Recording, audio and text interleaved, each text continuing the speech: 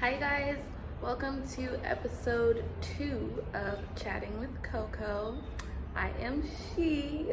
Thank you guys so much for liking my first episode and just giving me your comments and praises. It really made me happy because it was a lot to actually want to talk about, so I had to make sure that I put it in a way that wasn't so long, but you guys got my point. You know what I'm saying? So yeah. On this week's episode, I got the question, what does love and family mean to you?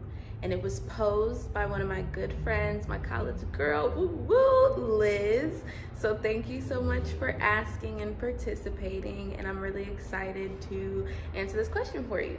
So I'm gonna go ahead and get started. Okay, I'm gonna split this question into 2 parts because they're like kind of my favorite things to talk about. So the first one is family. What does family mean to me? Family means a lot. Like, I love my family so much, and honestly, I wouldn't be half as far as where I am if it wasn't for my family. And I really do feel like, family is like, yeah, you were born with them, you know what I mean? You got your sisters, your brothers, your aunts, your uncles, mom, dad, grandmother, grandparents, I would say. But like, as you move on in life, you start to make more family as you go. You start to meet people who you really connect with on a deeper level, that you will be like, you know what, I consider you family. Like, you're not like best friends, you're not like friend, like you're more like fam. It's just kind of like you're aligned, you know what I mean? So family is like home, you know what I mean? Like, when you're down and out and you feel some type of way, or you're just going through the motions, the person who you think about calling the most is your family. Whether it be a best friend, like, that person is your family. So that's like one scope of it. As I got older, I have encountered so many people. I was always told that when you get older, you'll start to see who your real friends are, or you'll just start to see who you vibe with more, and you'll be in certain places where you meet other people along the way, like the people that you grew up with might not be the same people that you're sticking with now. Some might. You might get one of them, you might get lucky, And I have been blessed enough to kind of go through my own journey, meet new people, and just kind of develop that. I've grown my family expeditiously.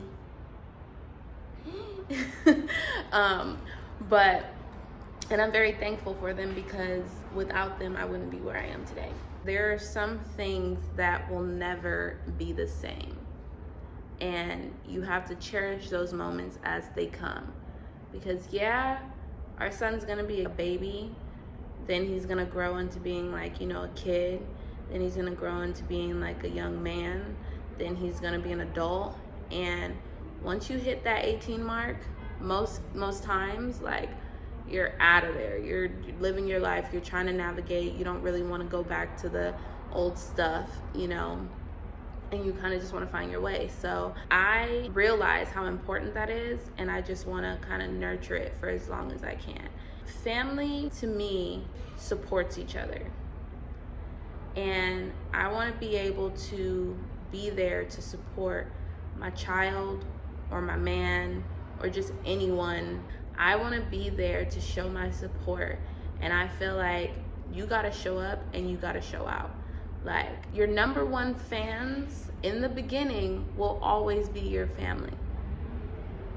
Not everyone has that type of love, which is so unfortunate, you know what I mean?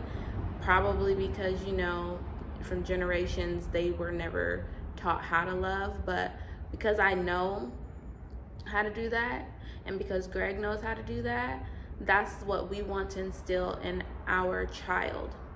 And that's how we want our family dynamic to be. That's a good segue into my second question. What does love mean to me? And love also means the world. A lot of people let pride get in their way. Like, they're too prideful to say, oh, I love you, or they're too prideful to say, I'm sorry, or they're too prideful to say, yeah, that was my fault. And all of those are acts of love, especially if you did something to someone that you genuinely do care about and it hurt them. Like a simple sorry or just a reconciliation just wouldn't hurt, especially if you still want that person to be a part of your life, you know, because you have to have communication and you have to have conversation in order to move on, if you still want that person to be in your life. There are some instances where you can give out your love so much and that person keeps abusing you or abusing that power, knowing what they're doing knowingly, and it's been a pattern. That's not love. That's manipulation. They have these sayings. The one, it was, just because they're family doesn't necessarily mean that they're family. That might hold true for some people. That might hold true in some instances. But the most important thing to do or know is that you've given it your all, you've given it many tries, and there's nothing else that you can do, and you have to go on with your life. Along with that is you have to forgive. Forgive, but don't forget. Forgive, but also move on with your life and still continue to be that genuine person that you were. Don't allow someone else to change you. There are so many facets to the word love, and it's very, very delicate. One thing that I do know is love will never steer you wrong. Love is always gentle, it's always kind, and it's always a feeling of like comfort. If you don't feel comfortable, but you're talking about how much you love this person, or you're talking about how much, you know, a family member or someone loves you, that's not love. Or at least that's not the type of love that you want to receive, you know? And it's your job to be able to create that type of love that you want, that you need, that you seek. But also accept and love that person for who they are and what they're trying to do, because you understand that they just don't, you know, they just don't understand. Because everyone has their own journey, and everyone has to come to that realization in their own time, if that makes sense. I've always been a lover. I've always been someone who has cared for others, and sometimes it has put me in crazy situations that, you know, I do regret, but at the same time, they taught me so much that it's like you really can't be mad at them. You just know you're never gonna do that again, or you're never gonna go through that again, and then you're just gonna move on. And so, with that being said, me and Greg are both lovers. So we know that in order to get the type of love that we need, we have to learn each other's love language. And that's a thing. Love language is really a thing. If you have someone that you're in a relationship with, you have to know their love language. But that also goes into your siblings, that also goes into your parents, that also goes into people who you consider family or people that you do genuinely love. You have to learn their love language. If you're a person who can talk on the phone and FaceTime all day and don't give nobody no space, you have to understand that the person that you may want to do that with might not want to do that with you. And you can't be upset. You can't be like, oh, you don't mess with me, like you don't like me, you don't this, you don't that.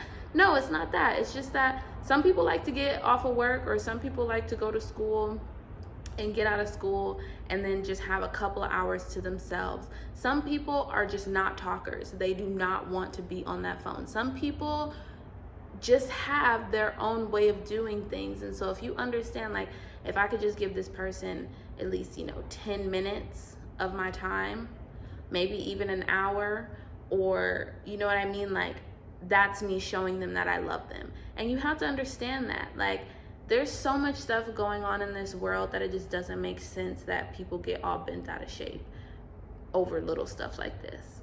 I feel like love and communication are the most, they go hand in hand together. You can't have love without communication, and you can't really have communication without love.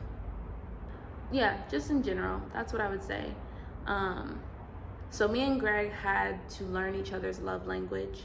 We had to learn how to constantly communicate, even when there was times when we were like, yo, I'm so tired of talking to you. I'm so tired of you not seeing my way. Like, we still communicated. We were like, no, we're gonna get this right because I genuinely want to understand where you're coming from. You know what I mean? It's like one of those feelings where you're just like, okay, I get it. Or, okay, agree to disagree. But you both strive to do better. So that's the key. To have love, you need communication. And once you put those things together, you have to, damn, what was the word I just had? It. Sorry guys, pregnancy brain. You gotta work at it. I'll just say that. You have to constantly work at it. And I think the funniest thing is that when we were talking to our nieces and nephews, we were telling them, like, you know, you got to do your part around, like, the house, helping with their grandmother. Like, you just got to be respectful, all this other stuff. And we're like, you know, you'll make mistakes. Mistakes will happen. You know, mistakes are okay. But just keep trying. Yeah, that's true. Keep trying. But what you don't do, what you do not do is be like, oh, I tried. Or, oh yeah, I forgot. But you know, I make mistakes. We're just gonna keep trying, right? Like, that's what we do. You can't be condescending with it. Like, you really have to come from a place where you are genuine. And you have to be like, dang, I know I messed up, and I am genuinely from the bottom of my heart sorry, and I will keep trying to do better. And if that's the case, it will be in your head forever. So when you go through that same situation and you're like, this is all too familiar. All right, I remember what happened last time. I'm not gonna do that. What I am gonna do is do this for that person out of love and out of respect because we had a conversation about it. If you continue to do the opposite thing and you just keep saying, well, you know, we're all meant to make mistakes, like, we're just gonna keep trying, right? Like, no, that doesn't even seem like you're even wanting to change. It doesn't seem like you're wanting to do, like, you know, do anything, you know? So for me, love is communication, trying hard every single day, forgiveness, sacrifice, and just understanding. If you do all of those things, you will come out to something called understanding. And that way it's something that you guys can both live peacefully with. It doesn't take an hour. It doesn't take a week. It don't take a month. It could take some years. But because both of you are willing to sit down and have that conversation, that's how things change, and that's how deeper and stronger love develops. Another thing, that was for relationships, like with your significant other, but I do want to talk about relationships with people as well. And I always say this, you have to love yourself before you can love others. Say it louder for the people in the back. You have to love yourself before you can love others.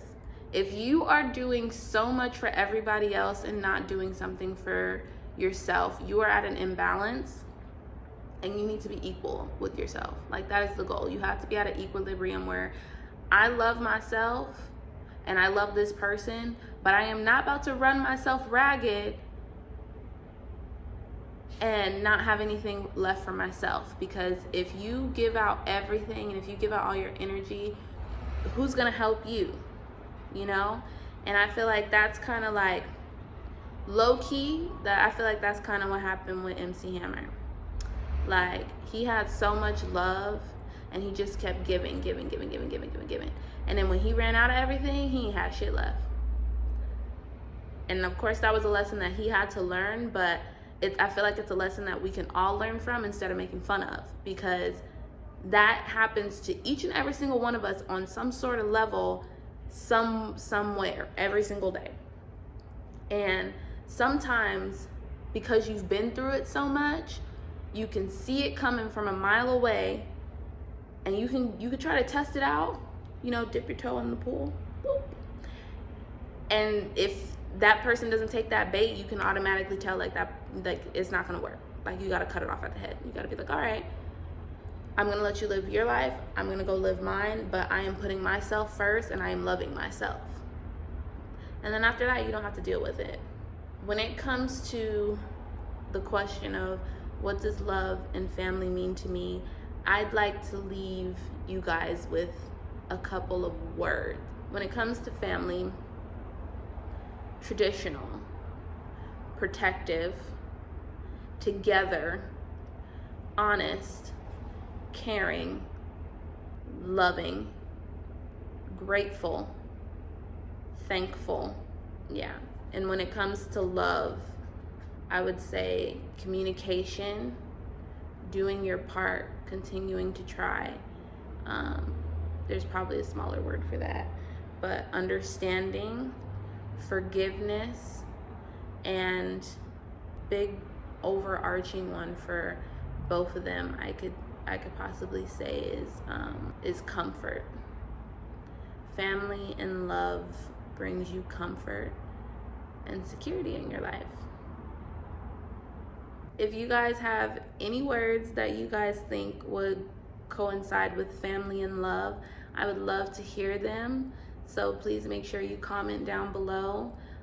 Please like this video, share it with others if it resonates with you. Most of my videos are all over the place because it's coming from off the dome. I ain't gotta write this down, you feel me? Maybe I should, maybe I shouldn't, I don't really know. But the thing is that I just wanted to be as authentic as possible. Once again, thank you, Liz, so much for, asking this question. I hope that it gave you guys some perspective. So yeah, that's Chatting with Coco, you guys. Thank you so much for tuning in. Thank you so much for watching. Please stay tuned because I do have some more questions to answer. And once again, I really do appreciate you guys.